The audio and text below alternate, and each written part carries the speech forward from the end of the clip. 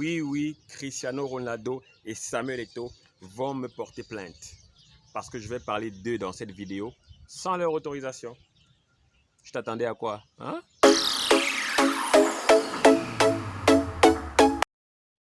Bonjour, je suis Eric Conchou. Bienvenue sur la chaîne Carrière et Parentalité. Je suis également le fondateur du club Le Potager. Dans ce club, nous apprenons aux enfants à produire ce qu'ils mangent. Vous avez derrière moi un bac de poissons. On apprend aux enfants, par exemple, à élever le poisson en bac hors sol, mais également dans un étang au fond, derrière la serre. Voilà. Donc, cette vidéo m'a été inspirée par un de mes grands frères, tout aussi populaire que Cristiano et Samuel. Voilà. Est-ce que tu reconnais ce monsieur et cet autre monsieur? Voilà.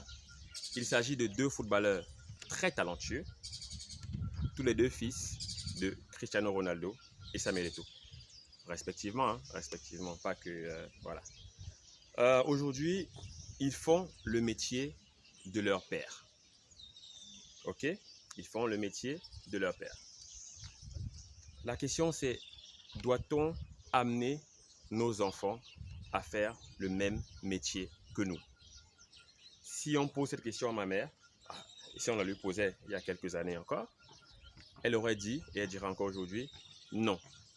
Ma mère, elle est enseignante et elle a trouvé que pour tout le stress que les enseignants se tapent au Cameroun, entre guillemets, stress gratuit, entre guillemets, elle n'a pas voulu qu'on suive le même chemin qu'elle. Voilà. Donc, mais ça c'est pour elle. Ok, ça c'est pour elle.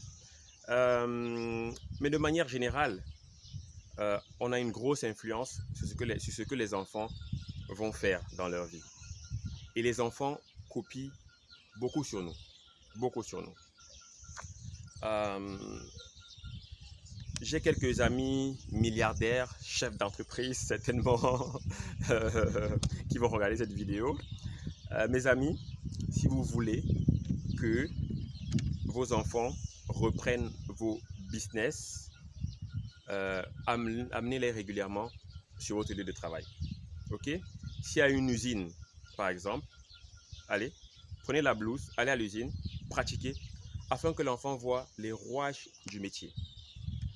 Et ainsi, il connaîtra les avantages, les inconvénients, et peut-être même qu'il en deviendra un passionné. Qui sait? Voilà. Donc les enfants copient énormément ce qu'on fait. Donc l'amener dans ton entreprise va l'amener à copier sans qu'il s'en rende compte, tout doucement.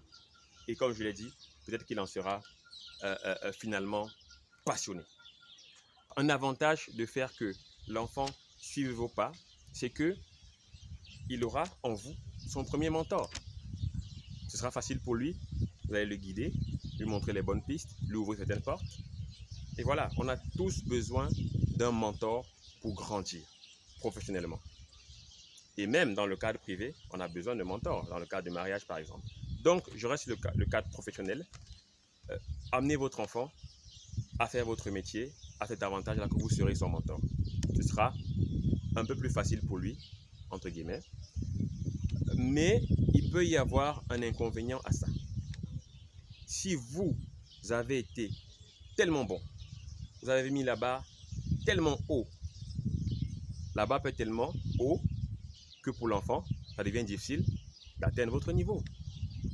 Et alors, il va se poser un problème de confiance. Il pourrait se poser un problème de confiance chez l'enfant. L'enfant aura l'impression qu'il vit dans votre ombre, qu'il ne peut pas faire mieux que vous.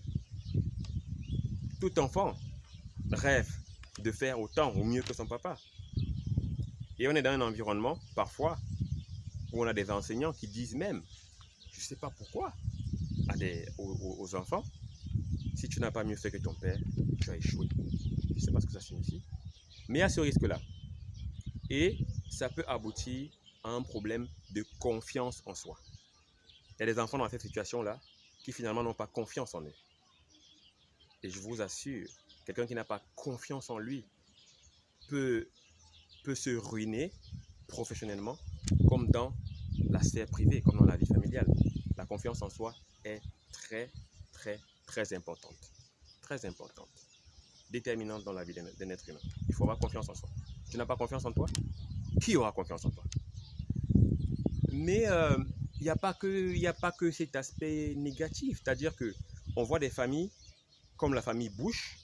Ok, jackpot, jackpot, jackpot. Félicitations au père Bush. Moi, je dirais félicitations. Le père a été président. Il a eu un enfant président des États-Unis comme lui. Un autre enfant gouverneur. Cette famille-là, honnêtement, pour moi, le père a bien fait de mettre les enfants dans sa voie. Je vois ça de l'extérieur, mais ça me paraît être un succès, être une réussite. Donc voilà, donc moi je ne saurais pas vous dire. Je ne saurais pas vous dire. Est-ce qu'il faut forcer les enfants? Est-ce qu'il faut les y amener à suivre nos métiers? Je ne saurais pas vous dire. C'est délicat. Je trouve que c'est légitime que quand tu bâtis quelque chose, que tu penses à la relève. C'est légitime. C'est légitime que tu penses à ton enfant. C'est légitime. Et d'ailleurs, quand on est passionné par quelque chose, on partage sa passion autour de nous, forcément. Et auprès des enfants, notamment. Ok? Donc, voilà. C'est une question difficile. C'est une question difficile. Mais il faut toujours se demander l'impact sur l'enfant, sur son mindset, sur son développement. C'est important. C'est vraiment important. Donc, that is the question. Est-ce qu'on privilégie sa vision? Est-ce qu'on laisse de l'espace à l'enfant, quitte à ce qu'il embrasse ce qu'on fait par pure passion? Est-ce qu'on le force? Je vous ai présenté quelques avantages, quelques inconvénients. Dans les commentaires, je vous attends. Discutons, parlons-en, donnez vos points de vue afin qu'on grandisse ensemble. Il n'y a pas de vérité voilà, absolue. Donnons nos différents points de vue. Partagez un maximum la vidéo pour qu'on ait un maximum de commentaires afin qu'on s'enrichisse et qu'on grandisse ensemble, je le répète. Toujours dans la paix, dans la bonne humeur. N'hésitez pas à me proposer d'autres thèmes que vous voulez qu'on aborde sur cette chaîne Carrière et Parentalité. Je vous dis à bientôt dans une prochaine vidéo. Ciao!